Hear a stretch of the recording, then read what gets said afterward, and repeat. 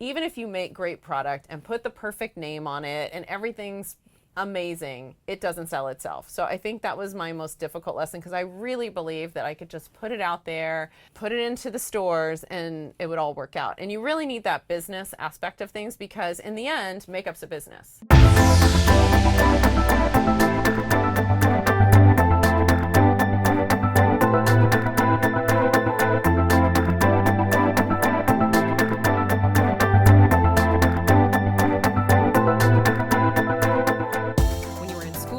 You were sent home for wearing too much makeup. Fast forward to now and look at where it all took you. I know. But I blame my mom. She took me to a Merle Norman counter when I was 13. She was raised on a cotton farm in Central Texas, and her sisters used to always put on their makeup before they went out to pick cotton, if you can believe that. Because they knew that it actually provided, at that point there was no sunscreen.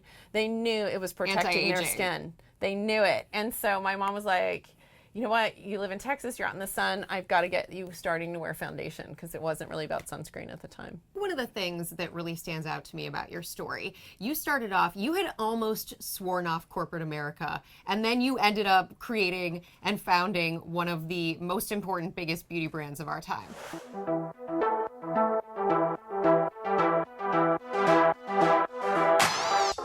20 years ago when we started Urban Decay, if you walked into a department store, it was basically like a sea of pink, beige, and red. And that was about all you had the options for. And then you could go to the drugstore and find cool blue, purple, green, but the quality wasn't there.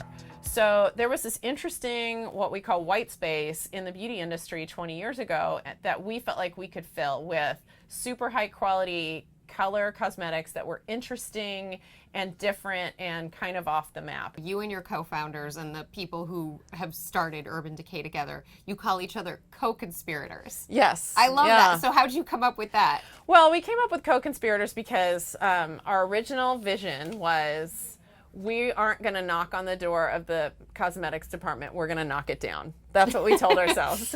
So we wanted to really make a fundamental change in how people viewed beauty. And so that's why we came up with the word conspirators. You had a point of view. One of the first taglines had a point of view. Right. We started with the tagline, does pink make you puke? Does pink make you puke? I know.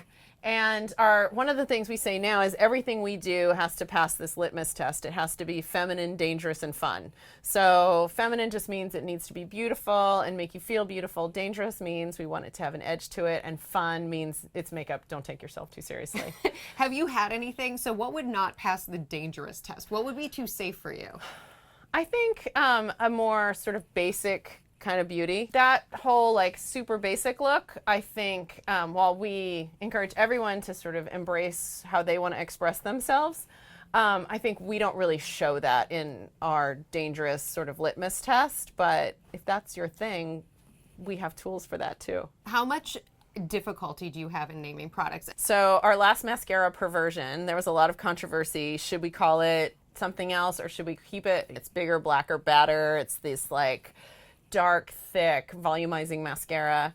And some people thought that that was pushing the envelope too much. And, you know, we went with it. So there was definitely conversation around that. Sometimes products name themselves. They just, like Naked, it named itself. It came to me.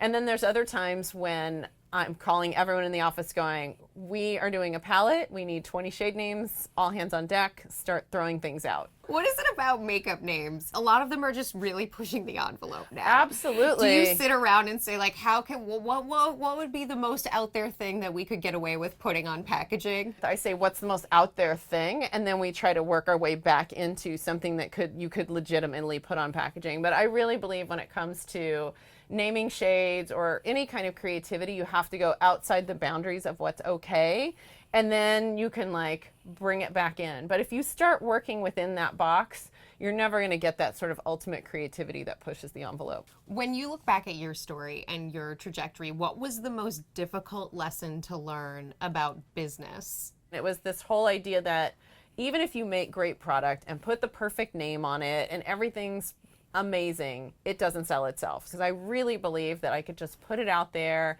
put it into the stores, and it would all work out. And you really need that business aspect of things, because in the end, makeup's a business.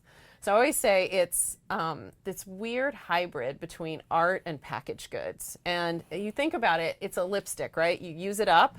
It's not unlike your laundry detergent, right? You use it up, you go buy another one. Except it's not laundry detergent. It's beauty. You put it on your face. It's this thing. It has to speak to your soul. So how do you make something that you use up and buy over and over, something that makes you feel beautiful? You want to have it sitting on your counter in your makeup bag. It's utilitarian, You want to look but at it's it not. a little bit, yeah. It's not just utilitarian. So that's this perfect marriage of like art and commerce that has to happen in beauty, and I think it's a really rare thing. Most businesses are either like, hey, we're packaged goods, or it's fashion, and this is kind of the merging of the two. For people out there who want to follow a path like yours and they don't know the first thing about business, what would be your advice? What's a good first step to take? I think a good first step is to have a great business plan and know what you want to achieve. Like, and what's your niche Start in the market. from there. What do you want to achieve? What do you want to achieve? And set your goals out. And is this idea I have doable? Like, where are you going to distribute it? Think about your distribution. What are you going to do with your distribution? Where are you going to sell this thing?